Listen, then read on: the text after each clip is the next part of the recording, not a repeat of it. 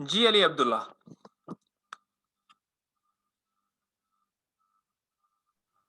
Sir वो आवाज नहीं आ रही थी, यही बताना था। बेटा मैं कुछ ना बोल ही नहीं रहा था, वो बीच में मेरा छोटा सा एक ना काम आ गया ठीक था, है तो ठीक है। जरा मौसम में बिजी हो, वो ऐसा था काम अवॉइड नहीं बेटे किया जा सही सकता सही। था।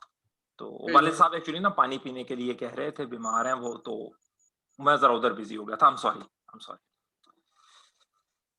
नहीं सर, कोई बात। अच्छा, थैंक यू बेटा। अच्छा, मेरे बच्चे, हमने जो डिस्कशन कल शुरू की थी, वो हमने कुछ बात की थी डीएसएस के हवाले से, और मैंने काफी एक तफसीली उसके अंदर आपको कोशिश की थी mathematical analysis, mathematical logic, mathematical modelling के कॉन्सेप्ट को जहन में रख के, फिर डीबीएमएस, फिर एमबीएमएस, फिर डीजीएमएस, उनकी कैरेक्टरिस्टिक्स, उनकी वर्किंग्स, और फिर कुछ जो हमारे नोट्स में स्टफ मौजूद है, हमने उसके हवाले से भी कुछ बात की थी। तो अगर मेरा बच्चा यहां तक किसी का कोई क्वेश्चन है, आप लोगों ने इसको रिव्यू किया हो, रिवाइज किया हो, अगर कोई सवाल है यहाँ तक तो बेटे बताइएगा, ताकि मैं उसको एक्सप्लेन कर दूं, वजाहत कर दूं उसकी, और फिर हम नेक्स्ट पे चल के, तो आज कोशिश करें कि हमारा ये टॉपिक जो है वो अल्लाह के हुक्म से कंप्लीट हो जाए। तो अगर मेरा बच्चा यहाँ तक कोई क्वेश्चन है, कोई इशू है, कोई मसले मसाइल हैं, तो प्लीज।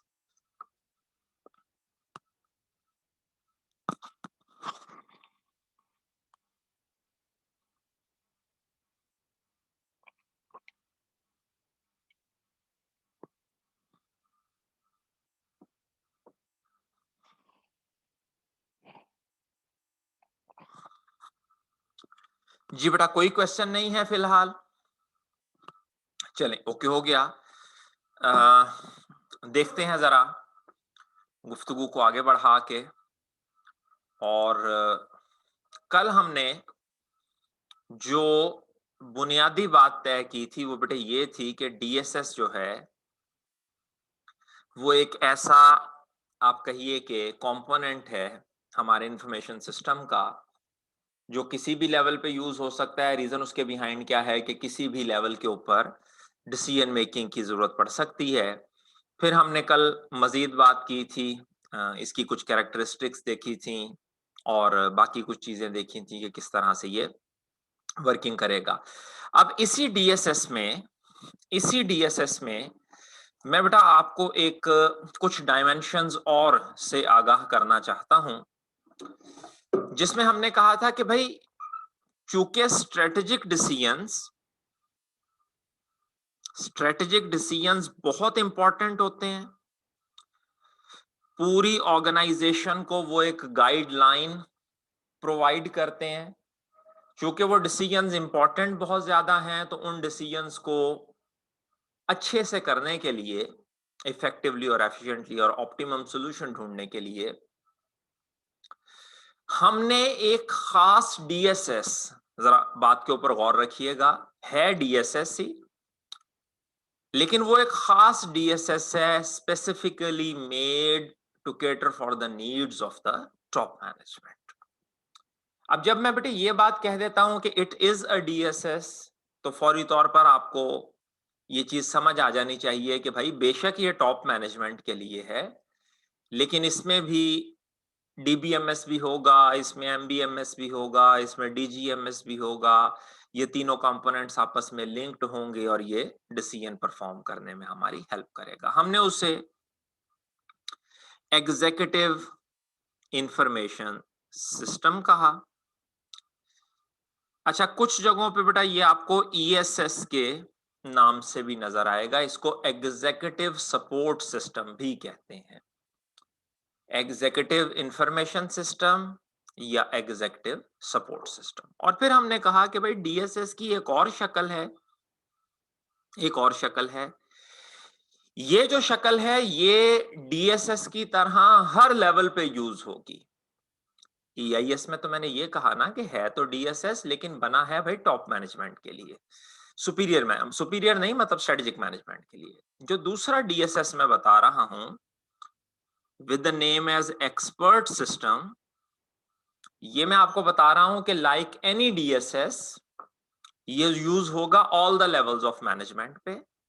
ये बेटे टॉप मैनेजमेंट की भी हेल्प करेगा, ये टेक्निकल की भी करेगा, रोबोट्स की सूरत में ऑपरेशनल की भी करेगा एंड सो ऑन। और ये बुनियादी तौर पर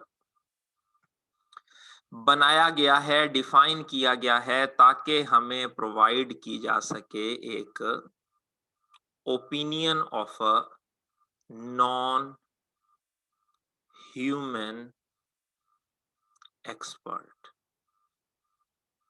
ठीक है, एक ऐसी अंडरस्टैंडिंग जो नॉन ह्यूमन एक्सपर्ट हो, और वो करेगा बेसिकली कहा क्या कि वो बहुत सारे कामों में ह्यूमन एक्सपर्ट को फ्री कर देगा। ह्यूमन एक्सपर्ट के ऊपर से वो बर्डन कम कर देगा ताकि ह्यूमन एक्सपर्ट वो काम कर सके जो कि नॉन ह्यूमन एक्सपर्ट नहीं कर सकता, जिसे बेटे हम उर्फे आम में क्रिएटिविटी कहते हैं। ठीक है, तो दोनों के मकासद में फर्क, सिमिलैरिटीज क्या हैं, बोथ आर डीएसएस।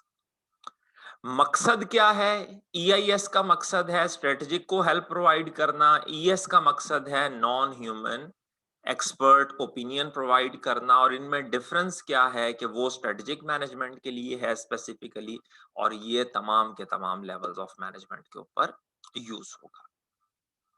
नोट्स पे चलते हैं और देखते हैं कि क्या सवाल हमें जो है वो प्रोवाइड किए हैं। उससे आगे बढ़ने से पहले एक मुख्तसर सा बेटे सवाल है, स्प्रिंग 2015 में ये आया है, क्वेश्चन नंबर 5, उसका बी पार्ट है, what is meant by decision support system.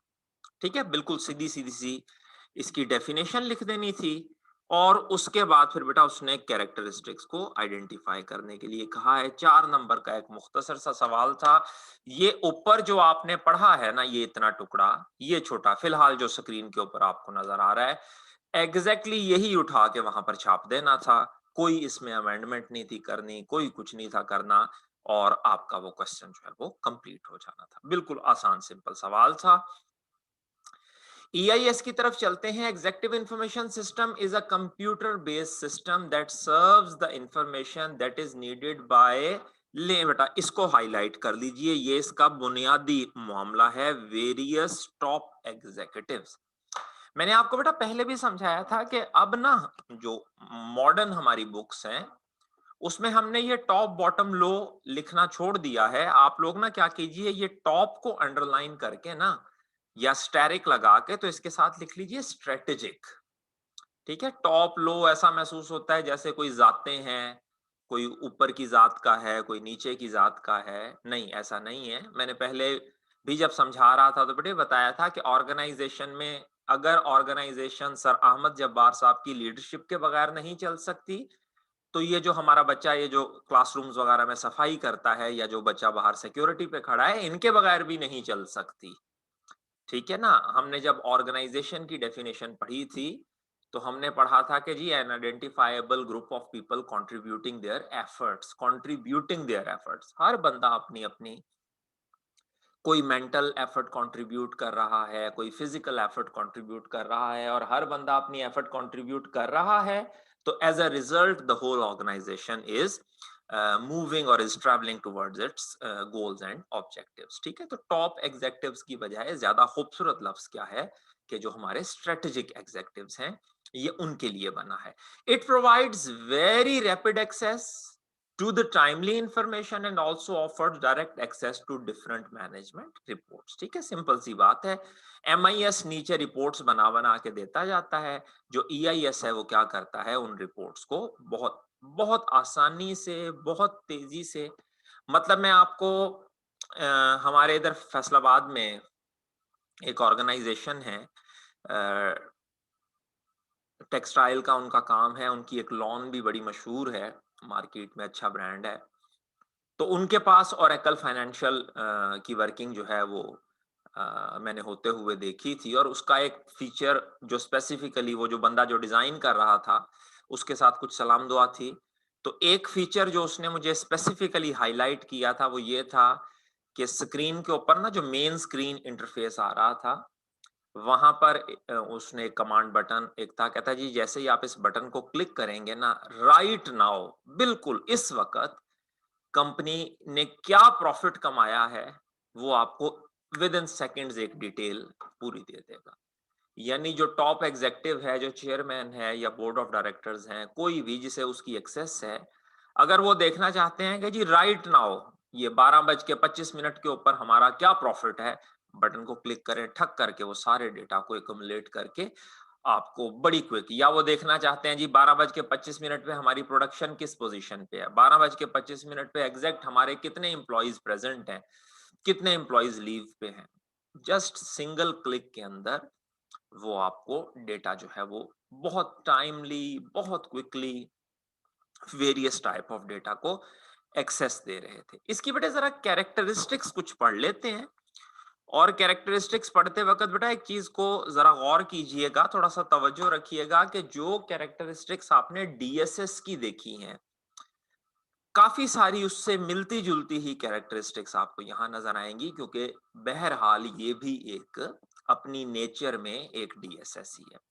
Solving non routine decisions requiring judgment, evaluation, and insight with no agreed on procedure for arriving at a solution। बिल्कुल बेटा इस पहली लाइन के साथ आप वही बात लिख लीजिए, ये बात कर रहा है सेमी स्ट्रक्चर्ड और अनस्ट्रक्चर्ड डिसीजंस की। देख लें वो डीएसएस वाली ही कैरेक्टरिस्टिक आ गई कि जैसे डीएसएस आपकी हेल्प करता है, देखें ना डिसीजन की वो आपको कैरेक्टरिस्टिक्स बता रहा है कि ये ऐसे डिसीजंस हैं जो रूटीन में नहीं होते, इनमें बड़ी जबरदस्त जजमेंट, बड़ी अच्छी इवैल्यूएशन, बड़ा डीप इनसाइड, और उससे बड़ी बात क्या बता रहा है कि भाई एग्रीड अपॉन प्रोसीजर उसका कोई नहीं है। भाई क्यों एग्रीड प्रोसीजर नहीं है? कि ऐसा डिसीजन पहले हुआ ही नहीं है कभी, बिल्कुल नई सी सिचुएशन है। जैसे बेटे अगर आपको याद हो तो जो मिसाल मैंने आपको करवाई थी उसमें हड़ताल हो जाएगी, अगर याद हो आप दोस्तों को, हड़ताल हो जाएगी, फिर ऐसे होगा, फिर ऐसे करना, फिर ऐसे करना, फिर ऐसे करना, ये क्या है? ये एग्रीड ऑन प्रोसीजर है। दादा अब्बा ने आपके वाले साहब को समझाया, आपके वालिद मोहतरम ने आपको समझा दिया, आगे आप अपने बच्चों को ये प्रोसीजर पास ऑन कर देंगे। लेकिन बेटा जरूरी तो नहीं है कि हर चीज उसी के मुताबिक ही हो। जैसा मैंने आपको समझाया था, गोदाम की खुदा न खास्ता अचानक छत गिर गई, कुछ पता नहीं लग रहा, पहले कभी नहीं गिरी, फर्स्ट टाइम गिरी है, अब क्या करना है इसका। या जैसे मैंने समझाया था कि सिक्योरिटी हड़तालें तो पहले भी होती थी, इस दफा सिक्योरिटी वाले से गलती से गोली चल गई तो एक दो मजदूर जो है वो जख्मी हो गए एंड सो ऑन। अब ये एक नई सिचुएशन है जिसका कोई agreed on procedure defined procedure आप लोगों के पास मौजूद नहीं है, जिसे बेटे हमने टेक्निकल लैंग्वेज में कहा था कि these are semi structured and unstructured decision. They filter, compress, track and display critical data to senior management। ठीक है, फिल्टर से बेटा मुराद क्या है? देखें 2000 ट्रांजैक्शंस थी, देखें मैं टॉप मैनेजमेंट पे हूं और मैं कहता हूं कि यार मुझे बताओ कि राइट नाउ मेरी सेल्स क्या है, तो मेरा सिस्टम क्या करेगा? टोटल ट्रांजैक्शंस को फिल्टर करेगा और उसमें से सेल्स की ट्रांजैक्शन निकाल लेगा, फिर उन सेल्स की ट्रांजैक्शन को एक टाइम पीरियड के अंदर डिफाइन करेगा, और जो टाइम पीरियड मैंने कहा है और एग्जैक्ट वो चीज मुझे रिपोर्ट की शक्ल में कंपाइल कर देगा। फिल्टर करेगा, कंप्रेस करने से बेटे मुराद क्या होती है? डेटा को एक ऐसी शक्ल में ले आना कि वो ज्यादा मूवेबल और ज्यादा ट्रांसपोर्टेबल और ट्रांसफरेबल बन सके। ठीक है, हम लोग बेटा इंफॉर्मेशन के दौर में हैं और जरूरी नहीं है कि हर बंदा जियोग्राफिकली एक ही जगह मौजूद हो। डेटा जो है मेरा वो पड़ा हुआ है पाकिस्तान के अंदर, बहैसियत डायरेक्टर मैं बैठा हुआ हूं दुबई के अंदर। मैं वहां पे एक डेटा डिमांड करता हूं कि भाई ये चीज मुझे ढूंढ के दो, कम सिस्टम सबसे पहले क्या करेगा? डेटा को फिल्टर करेगा, मेरी पसंद का डेटा छांट छांट के निकाल लेगा और फिर उस डेटा को कॉम्प्रेस करेगा। कॉम्प्रेस क्यों करेगा? ताकि बेटे उसको हम किसी भी मीडियम, वायरलेस या वायर्ड या कहीं भी, या अगर कहीं स्टोर भी करना है तो उसको बेटे उसकी कॉम्प्रेस्ड फॉर्म में, ताकि वो हमारे रिसोर्सेज को जरूरत से ज्यादा यूटिलाइज ना करे। फिर डेटा कहां से आ रहा है, क्वेरी कहां से आई है, डेटा कहां जा रहा है, किसने उस डेटा को यूज किया है, इसका ट्रैक भी रखेगा। और क्रिटिकल इंफॉर्मेशन जो है, क्रिटिकल मैंने मेरे ख्याल क्लास में भी कुछ दिन पहले किसी ने सवाल किया था, तो मैंने कहा था कि बेटा क्रिटिकल वो तमाम चीजें होंगी जिनके बगैर हम ऑर्गेनाइजेशन का तसव्वुर ही नहीं कर सकते। कि इस डेटा के बगैर तो ऑर्गेनाइजेशन काम ही नहीं कर सकती, हम उसे कहेंगे ये क्रिटिकल पीस ऑफ डेटा है। Incorporate both internal and external data, बिल्कुल सिंपल सी बेटा बात है, ठीक है। ऑर्गेनाइजेशन के अंदर हमेशा इंटरनल एक्सटर्नल डेटा मिक्स होके चलेगा। बस ख्याल रखिएगा कि रेशो तब्दील होती रहेगी। जैसे जैसे आप टॉप मैनेजमेंट की तरफ मेरा बच्चा जाएंगे, टॉप मैनेजमेंट की तरफ डेटा ज्यादा एक्सटर्नल होता जाएगा, ठीक है। जैसे जैसे बेटे आप लोअर मैनेजमेंट या ऑपरेशनल मैनेजमेंट की तरफ आते जाएंगे, डेटा ज्यादा इंटरनल होता चला जाएगा। लेकिन हमेशा डेटा का मिक्स रहेगा, ये याद रखिएगा। किसी भी जगह डेटा प्योरली इंटरनल या प्योरली एक्सटर्नल नहीं होगा। tends to be more forward looking rather than historical based, ठीक है बेटा। इस चीज को फॉरवर्ड लुकिंग है, क्योंकि जो हिस्टोरिकल बेस्ड है ये काम हमारे लिए MIS करता है। मैं दोबारा आपको दिखा दूं, DSS में भी कल दिखाया था आपको, ये पढ़िए जरा, ये देखें। कहां गया जी खुदा का बंदा, ये देखिए जी, हिस्टोरिकल रिकॉर्ड। MIS जो है, जैसे बेटे अभी मैं अगर आपको ये कहूं, आपके अगर हम अपने MIS को कहें कि भाई मुझे प्रॉफिट एंड लॉस अकाउंट बना के दिखाओ, अभी तक का प्रॉफिट एंड लॉस अकाउंट बना के दिखाओ, तो बेटे वो जितनी भी ट्रांजैक्शंस उठाएगा, माशाल्लाह आप लोग भी अकाउंट्स बहुत अच्छे से जानते हैं, वो बेटा गुजरी हुई ट्रांजैक्शंस ही उठाएगा ना, जो इस लम्हे तक हो चुकी हैं। तो जो ट्रांजैक्शन हो गई, चाहे 1 सेकंड पहले ही क्यों ना हुई, that has become a part of history, गुजर चुका है वो टाइम। लेकिन इसके बरक्स जो DSS है, ये फ्यूचर के हवाले से बात करता है कि अच्छा भाई प्रीवियसली हमने ये कर लिया है, अब इस प्रीवियस को जहन में रख के प्रीवियस को बेटे जहन में रख के हम फ्यूचर के लिए ये फैसला लेंगे। तो ये फॉरवर्ड लुकिंग होता है। फॉरवर्ड लुकिंग से बेटे मुराद क्या है, जिसे आप प्लानिंग कहते हैं, कि फ्यूचर पास्ट और प्रेजेंट का डेटा इकट्ठा करेगा और उसको बेटे फ्यूचर के ऊपर अप्लाई करेगा। Emphasise graphical and simple user interface, ठीक है। GUIs होंगे बड़े शानदार से, उसमें ग्राफिक्स होंगी, उसमें आइकॉन्स होंगे, कलर्स होंगे, पिक्चर्स होंगी, डायग्राम्स होंगी, ग्राफ्स होंगे, टेबल्स होंगे, जिससे बेटे डेटा को समझने में एग्जेक्टिव्स को आसानी होगी। और इसे बेटे हम कहते हैं summary style dashboard. Summary style dashboard, ये देखिए मैं आपको ना बना के दिखाता हूं, एक छोटा सा मुख्तसर सा,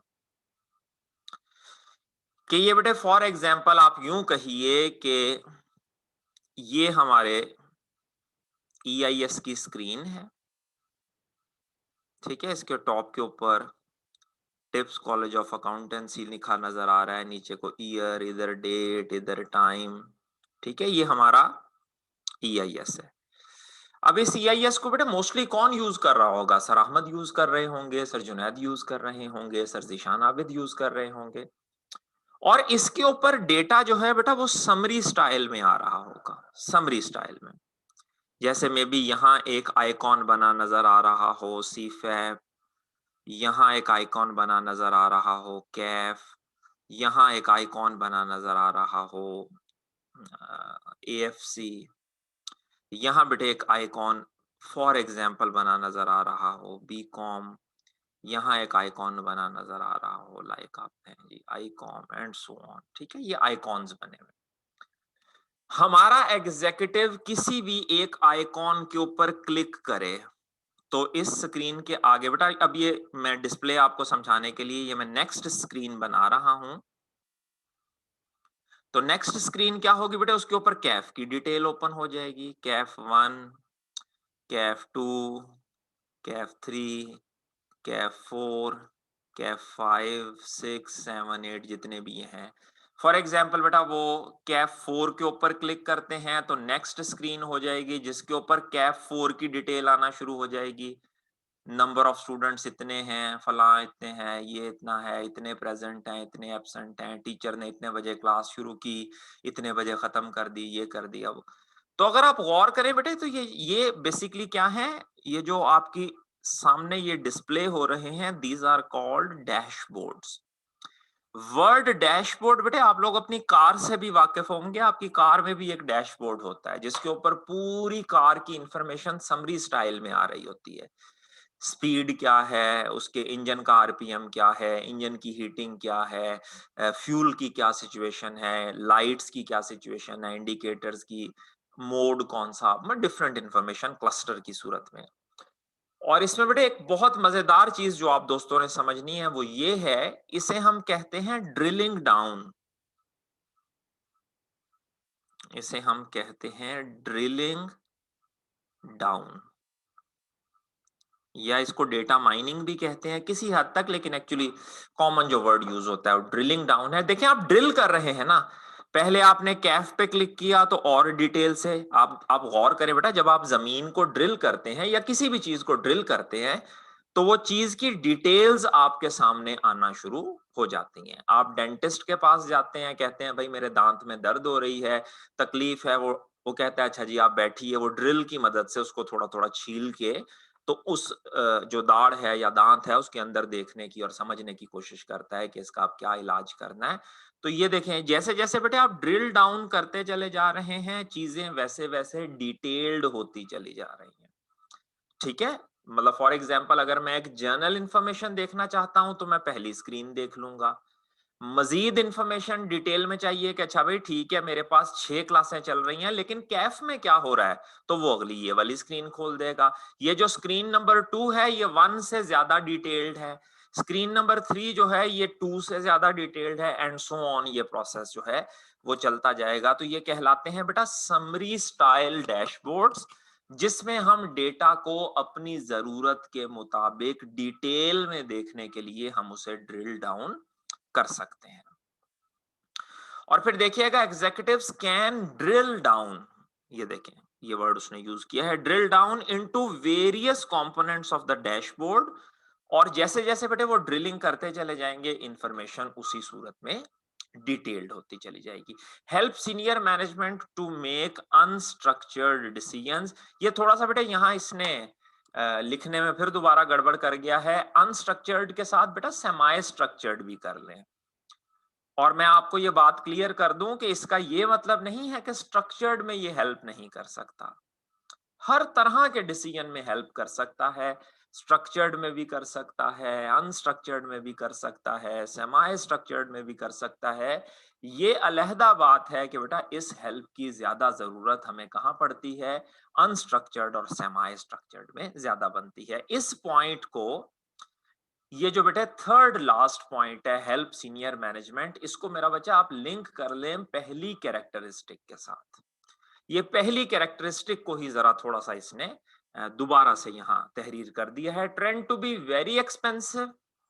सीधी सी बात है भाई, चूंकि रियल टाइम है तो ये जरा महंगा होता है, ठीक है, कस्टम मेड होता है, रियल टाइम होता है, इसको बनाना, इसको ऑपरेट करना, इसको मेंटेन करना अच्छा खासा एफर्ट वाला प्रोसेस है। अब यहां पर बेटे मैंने पहले भी समझाया था कि जब कभी वर्ड एक्सपेंसिव या इस तरह की चीज आ जाए तो आप माशाल्लाह चूंकि चार्टर्ड अकाउंटेंट्स होने वाले हैं इंशाल्लाह उल अजीज बहुत जल्द, तो आप लोगों का ना वर्ड एक्सपेंस से फौरी तौर पर दिमाग जो है वो रुपए पैसे की तरफ चला जाता है। बेटा एफर्ट का भी एक्सपेंस होता है, स्किल का भी एक्सपेंस होता है, रुपए पैसे का भी एक्सपेंस होता है, ठीक है, आप जो एफर्ट करते हैं उसका भी। सो किसी भी रिसोर्स का लगना, किसी भी रिसोर्स की जो सेक्रीफाइस है वो मेरे बच्चे एक्सपेंस आप कह सकते हैं, कॉस्ट कहते हैं या एक्सपेंस कहते हैं, ठीक है। तो आपने जहन में रखना है कि इसमें हैवी रिसोर्सेज इन्वॉल्व होते हैं। चूंकि मेरा बच्चा हैवी रिसोर्सेज इन्वॉल्व होते हैं तो फिर भाई हर ऑर्गेनाइजेशन इसे अफोर्ड नहीं कर सकती और हर ऑर्गेनाइजेशन के ये काम का भी नहीं होता। Often limited in use to a small number of senior management within the business, ठीक है, within the business organization के अंदर अंदर रहते हुए जो top management, senior management, strategic management है, ये उनके लिए खास तौर पर एक सिस्टम जो है वो डिजाइन किया गया है।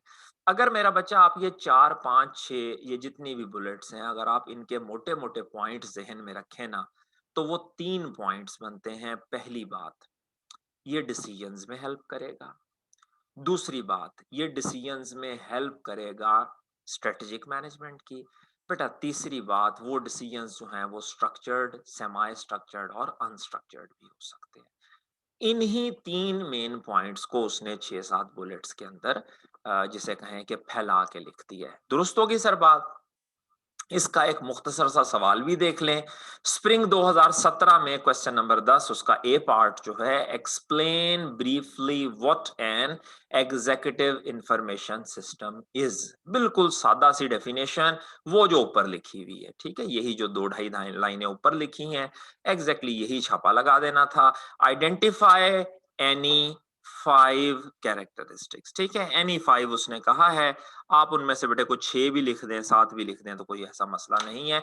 Of N efficient MIS, word efficient उसने एम जरा बच्चों को कंफ्यूज करने के लिए डाला है। लाजमी बात है, जो बंदा ईआईएस बनाएगा वो अपने ईआईएस को इफेक्टिव भी बनाएगा और एफिशिएंट भी बनाएगा। तो 5 कैरेक्टरिस्टिक्स उनमें से कोई देख के आपने लिख देनी थी।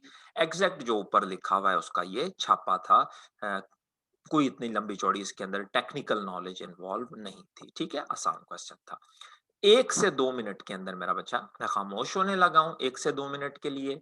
इन 5-6 पॉइंट्स को जल्दी से पढ़ लो। अगर इसमें कोई कंफ्यूजन या क्वेश्चन है तो फरमाएं, ताकि बेटा मैं उसकी क्लैरिटी कर दूं। अदरवाइज फिर हम अपने नेक्स्ट टॉपिक की तरफ चलें। 1 से 2 मिनट के लिए मैं साइलेंस मेंटेन करूंगा।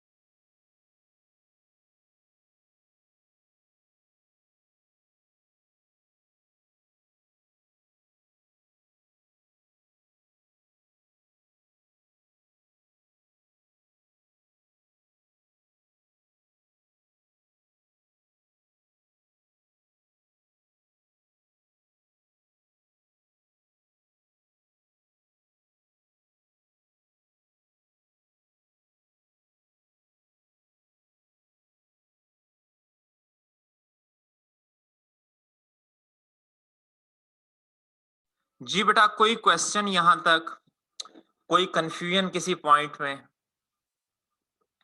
रीडिंग टाइम इसलिए मेरी कोशिश होती है कि आप लोगों को ड्यूरिंग क्लास भी मैं कुछ दूं, ताकि अगर कोई बात ऐसी है जिसको यहीं पर ही रिजॉल्व किया जा सकता है तो चलें उसको यहीं रिजॉल्व कर लें, अदरवाइज ग्रुप में तो फिर हम डिस्कस कर ही लेंगे।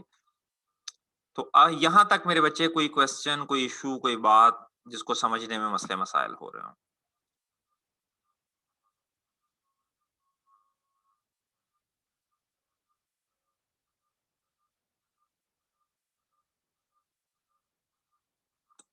क्लास में बेटे बुरहान नदीम है स्टूडेंट, रिक्वेस्ट है उनसे अपना रोल नंबर मेंशन करें। बुरहान नदीम। मुझे बच्चों को मीटिंग से निकालते हुए ना बुरा लगता है, आप लोगों को मेरी रोजाना मेरी रिक्वेस्ट करना आप लोगों को बुरा नहीं लगता कि यार टीचर होके बंदा रोज रिक्वेस्ट करता है? मुझे शर्म आती है कि यार बच्चों को क्लास से क्यों निकाल दें।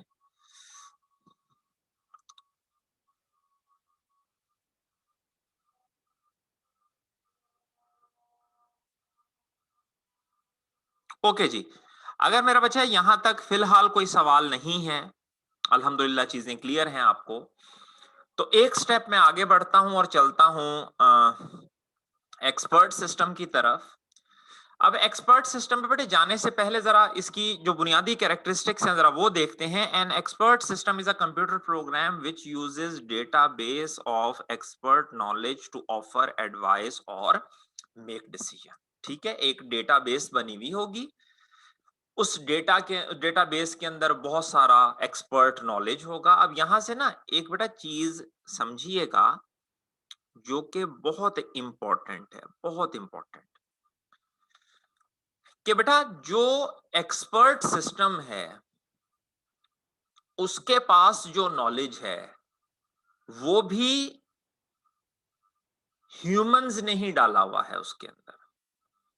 ठीक है ना, जो बेसिक रूल्स हैं वो ह्यूमंस ने ही उसे सिखाए हुए हैं।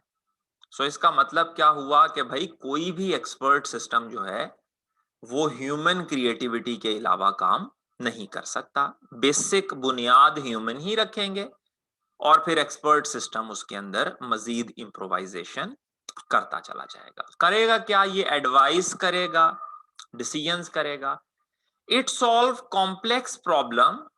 लेकिन बेटा उन कॉम्प्लेक्स प्रॉब्लम्स की भी एक हद होगी।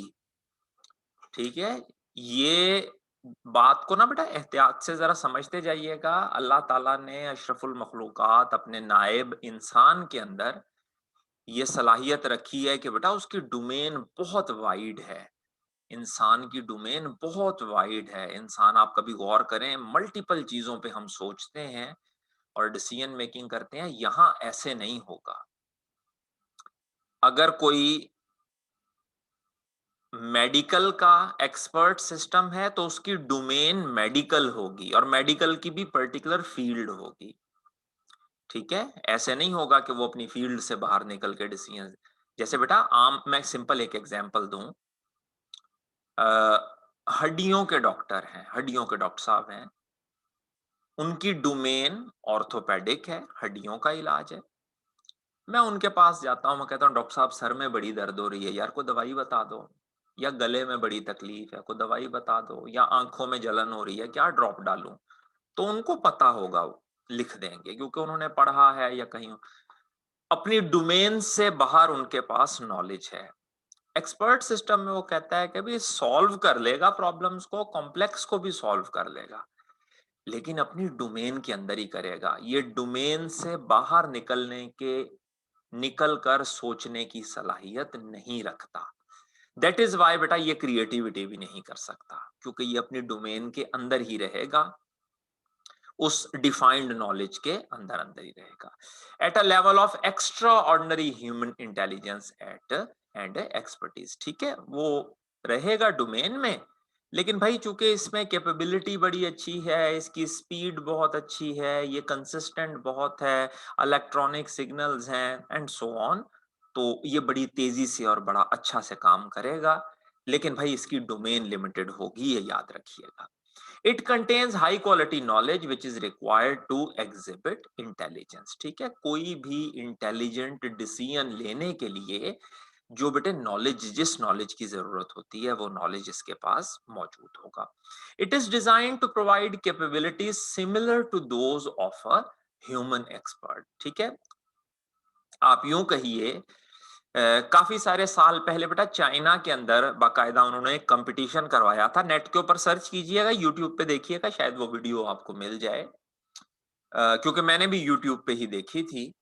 वहां क्या था कि एक दिमाग का मरीज था, ठीक है, उसको कोई दिमागी मर्ज था। अब वो मेडिकल टर्म्स यूज कर रहे थे जिनका मुझे नहीं पता, लेकिन दिमाग का कोई उसको मर्ज था।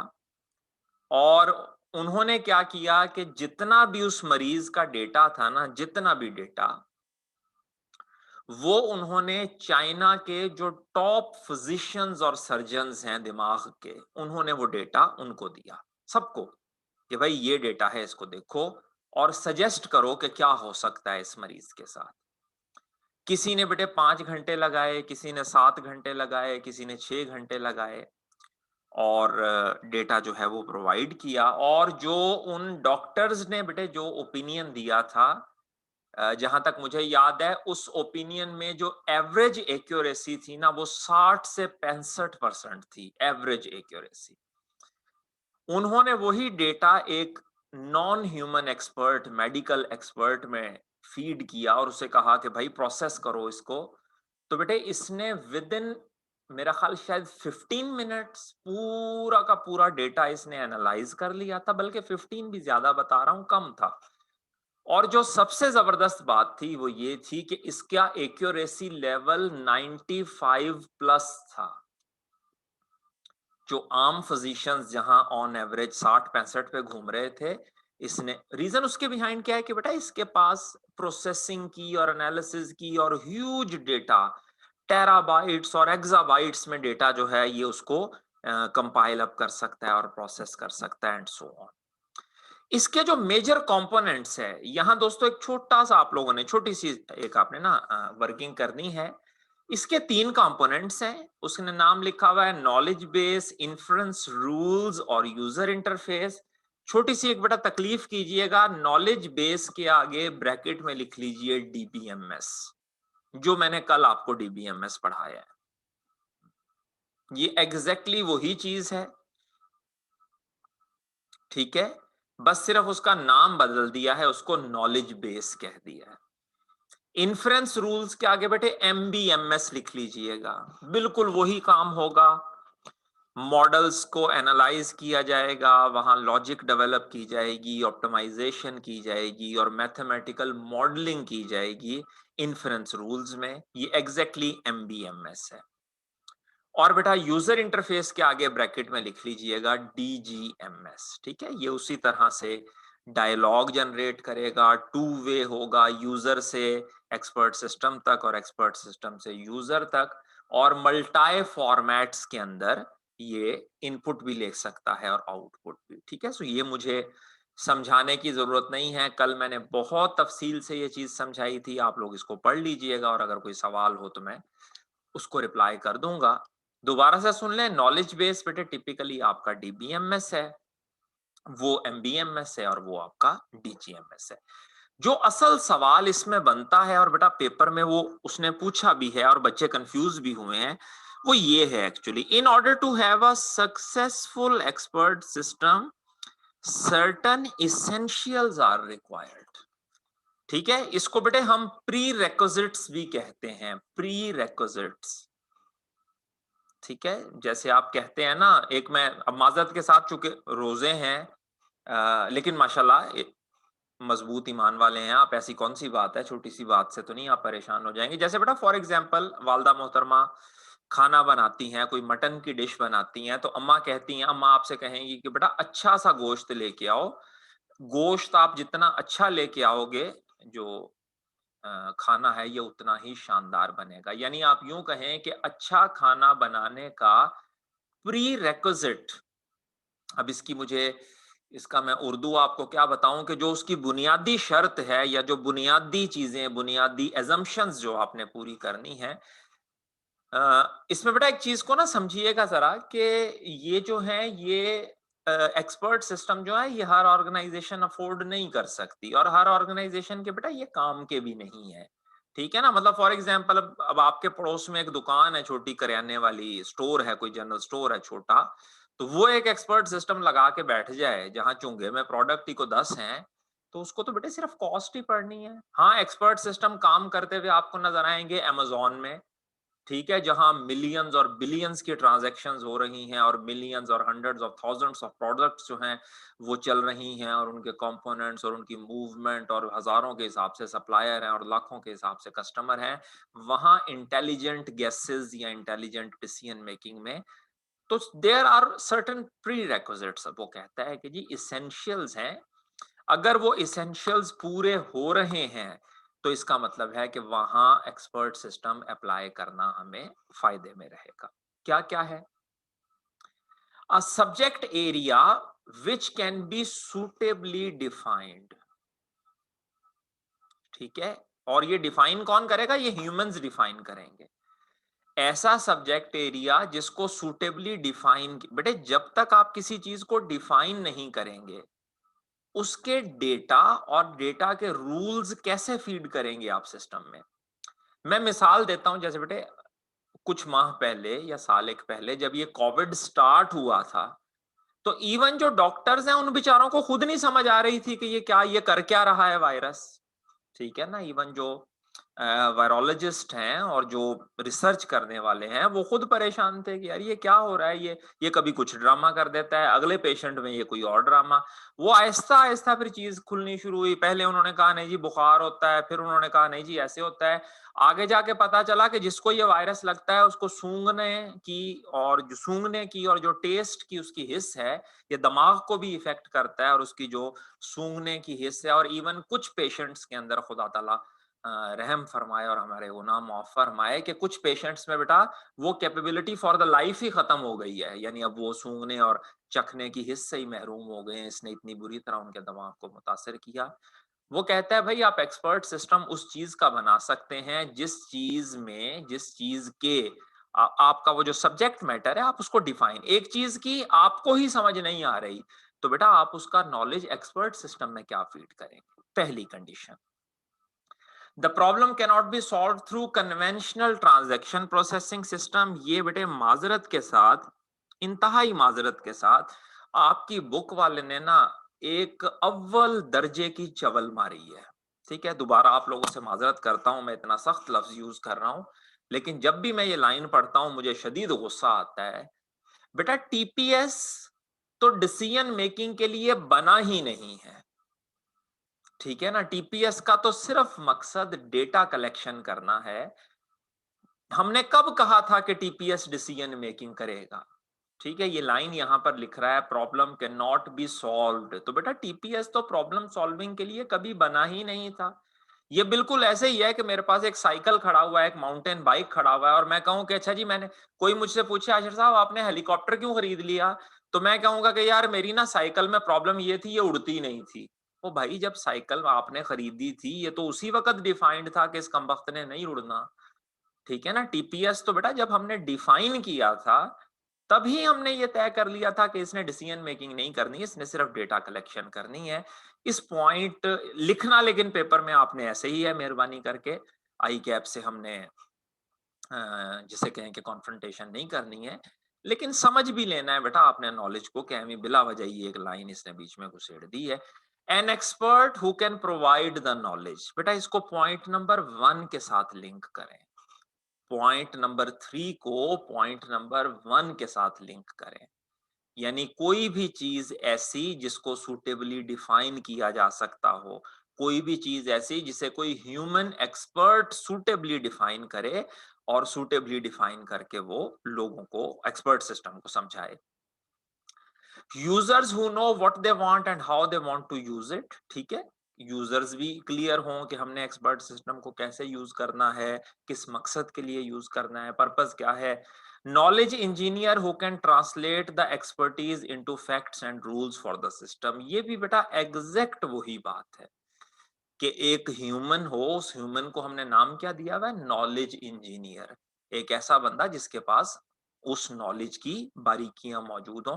बेटे डॉक्टर भी एक नॉलेज इंजीनियर है, ठीक है। आप डॉक्टर साहब के पास खुदा ना ख्वास्ता जाएं, बीमार हो जाएं, आप कहें डॉक्टर साहब मेरे पेट में कऊ मऊ होती है, ठीक है, तो अब वो डॉक्टर साहब जो है उस बीमारी का एक नाम लिखेंगे, आपको जी मिलाटो कॉन्डेनो मोरसाइटस पोंगोडोंगो पता नहीं क्या है, तो आप कहेंगे डॉक्टर साहब मुझे तो ये बीमारी का नाम पढ़ा भी नहीं जा रहा। तो डॉक्टर साहब क्या करेंगे, आपको ना सादा लफ्जों में समझा देंगे कि भाई जब तुम खाते हो तो अन्नों की तरह खाते ही चले जाते हो, यही समझ के खाते हो कि तुम्हारी जिंदगी का आखिरी खाना है, जिससे तुम्हारे पेट में जो है वो खाना जो है वो प्रॉपरली डाइजेस्ट नहीं होता। तो हम कहेंगे कि जी डॉक्टर साहब भी क्या है, एक एक नॉलेज इंजीनियर हैं, जो टेक्निकल बातों को, मुश्किल बातों को आसान फैक्ट्स के अंदर ट्रांसलेट कर रहे हैं ताकि वो एक्सपर्ट सिस्टम में फीड किए जा सकें। A short but useful glossary of technical terms, ठीक है, जितनी भी बेटे टेक्निकल टर्म्स हैं, जैसे बेटे आप लोग जो पढ़ते हैं, डेबिट एक टेक्निकल टर्म है, क्रेडिट एक टेक्निकल टर्म है, इंटरेस्ट की रैंकिंग एक टेक्निकल टर्म है, ठीक है। आप लोगों की और बेतहाशा बेटे चीजें हैं जिसमें आप लोग पढ़ते हैं, ऑडिट की टर्म्स हैं, अकाउंटिंग की टर्म्स हैं। तो उसकी एक बेटा लिस्ट आप बनाएंगे ताकि उस लिस्ट को सिस्टम में फीड किया जा सके, और सिस्टम जैसे ही कोई डिसीजन लेने लगे, सिस्टम जल्दी से उस लिस्ट को कंसल्ट कर ले।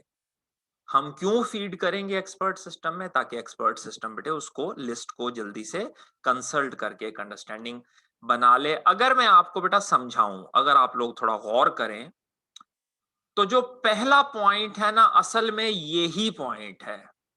सबसे बुनियादी रेक्विजिट जो है, प्री रेक्विजिट जो है, वो क्या है कि जनाब आपके पास ना ऐसा एक मामला होना चाहिए, आप अपने सब्जेक्ट मैटर को जितने अच्छे से डिफाइन कर लेंगे, आप जितने अच्छे से, ह्यूमन जितने अच्छे से डिफाइन कर लेंगे बेटा, उतने अच्छे से वो एक्सपर्ट सिस्टम में उसे फीड कर देंगे, और एक्सपर्ट सिस्टम उतने अच्छे और एनालिटिकल और जेन्युइन डिसीजंस जो है वो ले रहा होगा। इस सारी बुलेट्स में जो सबसे प्राइम बुलेट है ना, वो बेटा पहली बुलेट है कि सब्जेक्ट मैटर कितने अच्छे से डिफाइन किया जा सकता है। आगे एक और कमाल जो है दिखाया है आई कैप ने, उसने बेटा ऊपर लिखे हैं जी एडवांटेजेस, इसके साथ ना नीचे इसको लिखने चाहिए थे डिसएडवांटेजेस, ठीक है, कि इसमें डिसएडवांटेजेस क्या है, वो पता नहीं क्या हुआ, आई कैप भूल गया या वल्लाह आलम क्या हुआ। तो नीचे भी ना बेटा इसने बेनिफिट्स ही लिख दिए हैं, ठीक है। अब मैं आपको थोड़ा सा पढ़ के सुनाता हूं और आपको भी मेरी तरह जरूर हंसी आएगी कि उन्हीं पॉइंट्स को इसने नीचे दोहरा दिया है। Allow non expert to make expert decision, ठीक है बेटा, मुझे इंजीनियरिंग का नहीं पता, मुझे नहीं पता, या फॉर एग्जाम्पल मुझे अकाउंट्स का नहीं पता, मैं एक नॉन एक्सपर्ट हूं, लेकिन अगर बेटा मैं एक अकाउंटिंग ईएस, एक अकाउंट्स या फाइनेंस की एक्सपर्ट सिस्टम में डेटा फीड करूं, अपनी प्रॉफिट एंड लॉस स्टेटमेंट या बैलेंस शीट फीड करूं, और मैं कहूं कि हाँ भाई मुझे चेक करके बताओ कि मेरा बिजनेस स्टेबल है या नहीं है, तो बेटा वो एग्जैक्टली जो एक्सपर्ट सिस्टम है मुझे वैसे ही एक डिसीजन करके देगा या एडवाइस करके देगा जैसे कि एक चार्टर्ड अकाउंटेंट या कोई फाइनेंशियल कंसल्टेंट करके देता है। ठीक होगी बात। फास्ट होगा, एक्यूरेट होगा, कंसिस्टेंट होगा, ability to change input details to explore alternative solution, ठीक है, ये इसमें सलाहियत होगी कि इनपुट्स जो हैं उनको बदल सके, एक शक्ल से दूसरी, दूसरी से तीसरी, तीसरे से चौथी, और उसका मकसद बेटे क्या होगा कि अल्टरनेटिव सॉल्यूशंस ढूंढे जा सकें और एक ऐसे अल्टरनेटिव पे पहुंचा जाए जहां लगने वाली कॉस्ट कम से कम और मिलने वाला बेनिफिट सबसे ज्यादा हो, जिसको बेटे हम ऑप्टिमम सॉल्यूशन कहते हैं। स्टाफ की कॉस्ट जो है वो रिड्यूस हो जाएगी, 10 बंदों का काम ये अकेला कर देगा, एक्सपर्ट की जरूरत भी कम हो जाएगी। देखें उसने वर्ड बड़ा प्यारा यूज किया है, लेस होगी, उसने ये नहीं लिखा कि एक्सपर्ट की जरूरत ही नहीं रहेगी, ठीक है, कम हो जाएगी। इंप्रूव्ड एलोकेशन ऑफ रिसोर्सेज, इसके आगे बेटा ब्रैकेट में ना अपनी याद दहानी के लिए लिखिए क्रिएटिविटी, क्रिएटिविटी, ठीक है। ह्यूमंस जो हैं वो बेटा रूटीन के कामों से थोड़े फ्री हो जाएंगे और ह्यूमन अपना ज्यादा टाइम और तवज्जो जो है वो क्रिएटिविटी पे कर सकेंगे। Expert can concentrate on more complex issues, जैसा कि बेटा मैंने अभी समझाया, जो एक्सपर्ट हैं फिर वो ज्यादा तवज्जो देंगे क्रिएटिविटी के ऊपर, जो कि ज्यादा कॉम्प्लेक्स चीज है। Can become a competitive advantage. जिस ऑर्गेनाइजेशन के पास बेटे एग्जेक्टिव सिस्टम होगा, एक्सपर्ट सिस्टम होगा, वो अपने कंपेटिटर से थोड़ी सी ऊपर निकल जाएगी, अपने कंपेटिटर से थोड़ी सी आगे आ जाएगी, आगे बढ़ जाएगी, ठीक है, क्योंकि वो क्विक डिसीजन कर सकेगी। कंपेटिटिव एडवांटेज मैंने बिल्कुल शुरू के लेक्चर्स में बेटे आपको पढ़ाया था। आपके पास कोई भी ऐसा रिसोर्स जो आपके कंपेटिटर के पास नहीं है और आप उस रिसोर्स से एडवांटेज कमा रहे हैं, ये कंपेटिटिव एडवांटेज कहलाता है। अवेलेबिलिटी पोटेंशियली 24 घंटे 365 दिन। वर्ड पोटेंशियली बेटे उसने क्यों लिखा है? बाज मर्तबा बेटे मेंटेनेंस के लिए, बाज मर्तबा अपग्रेडेशन के लिए हमें इसको बंद करना पड़ता है, लेकिन तकरीबन तकरीबन ये पूरा साल ही हमें और 24 आवर अवेलेबल रहता है। Multi access can deal with many problem at one time. जैसे बेटे गूगल के अंदर जो एक्सपर्ट्स लगे हुए हैं, एक्सपर्ट सिस्टम्स हैं, देखें पूरी दुनिया में लोग अपनी अपनी क्वेरीज दे रहे होते हैं और वो हर एक की क्वेरीज को सॉल्व कर करके उनको रिप्लाई कर रहे होते हैं। नीचे अगर आप बेटा पढ़ें तो एग्जैक्ट वही इसने बात दोबारा लिखी है। Allow non expert to make expert decision, वो पहले पॉइंट को ही कॉपी कर दिया है। फास्ट है, एक्यूरेट है, दूसरे पॉइंट को कॉपी कर दिया है। Concentrate on more complex issues, reduce cost वगैरह।